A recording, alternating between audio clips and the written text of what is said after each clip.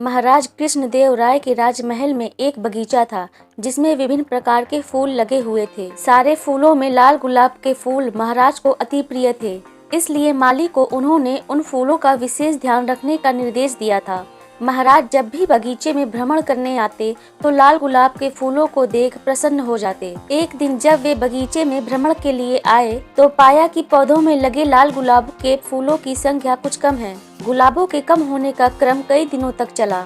ऐसे में उन्हें संदेह हुआ कि अवश्य कोई लाल गुलाब के फूलों की चोरी कर रहा है। उन्होंने बगीचे में पहरेदार लगवा दिए और उन्हें आदेश दिया कि जो भी लाल गुलाब का फूल तोड़ते हुए दिखे उसे तत्काल बंदी बनाकर उनके समक्ष प्रस्तुत किया जाए। पहरेदार सतर्कता से बगीचे की निगरानी करने लगे। उनकी निगरानी रंग लाई और एक दिन चोर उनके हाथ लग गया।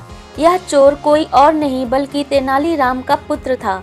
जब बात तेनालीराम के घर तक पहुंची तो उनकी पत्नी बहुत चिंतित हुई और तेनालीराम से मिन्नतें करने लगी कि किसी भी तरह उनसे उनके पुत्र को छुड़वा कर लाए। तेनालीराम बिना देर किए हुए राजमहल के बगीचे की ओर चल पड़ा ताकि महाराज के सम्मुख प्रस्तुत करने के पूर्व वह अपने पुत्र से मिल सके। रास्ते भर वह उसे बचाने का उपाय सोचता रहा। जब वह राजमहल के बगीचे में पहुंचा तो देखा कि पहरेदार उसके पुत्र को महाराज के सम्मुख प्रस्तुत करने की तैयारी में है। जब वह अपने पुत्र से बात करने को हुआ तो पहरेदार ने यह कहकर रोक दिया कि अब अपने पुत्र से बंदी गृह में मिलना। तेनालीराम क्या करता, दूर खड़ा अपने पुत्र को पहरेदारों द्वारा ले जाते हुए देखता रहा। उसका पुत्र जोर जोर से रो रहा था और कह रहा था, पिताजी आगे से मैं ऐसा कुछ नहीं करूँगा, मुझे बचा लीजिए, कृपया कुछ करिए। तेनालीराम दूर से ही चिल्लाया, मैं क्या कर सकता हूँ, अपनी तीखी जुबान का प्रयोग करो, शायद वही तुम्हें बचा पाए।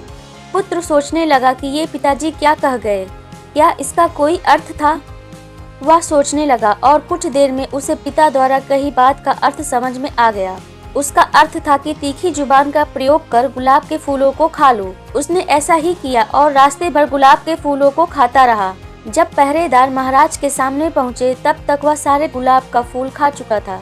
पहरेदार महाराज से बोले, महाराज ये बालक ही लाल गुलाब के फूलों का चोर है, हमने इसे रंगे हाथ पकड़ा है। लज्जा नहीं आती, इतने छोटी उम्र में चोरी करते हो, बड़े होकर क्या करोगे। महाराज गुस्से में होकर बोले।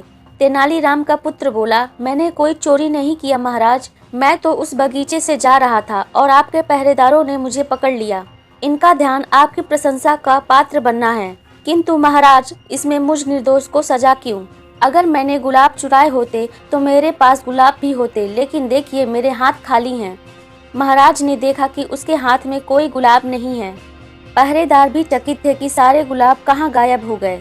रास्ते में अपनी धुन में वे ध्यान नहीं दे पाए कि कब तेनालीराम का पुत्र सारे गुलाब चट कर गया। अब बिना प्रमाण के यह साबित करना असंभव था कि वह गुलाब का चोर है। महाराज पहरेदारों को फटकारने लगे, एक निर्दोष बालक को तुम कैसे पकड़ लाए, इसे अपराधी सिद्ध करने का क्या प्रमाण है। भविष्य में प्रमाण के साथ चोर को लेकर आना, इसे तत्काल छोड़ दो। तेनालीराम के पुत्र को छोड़ दिया गया। वह घर पहुंचा और अपने माता पिता से क्षमा मांगी और उन्हें वचन दिया भविष्य में बिना पूछे किसी की कोई भी वस्तु नहीं लेगा, क्योंकि वह चोरी कहलाती है। तेनालीराम ने उसे क्षमा कर दिया।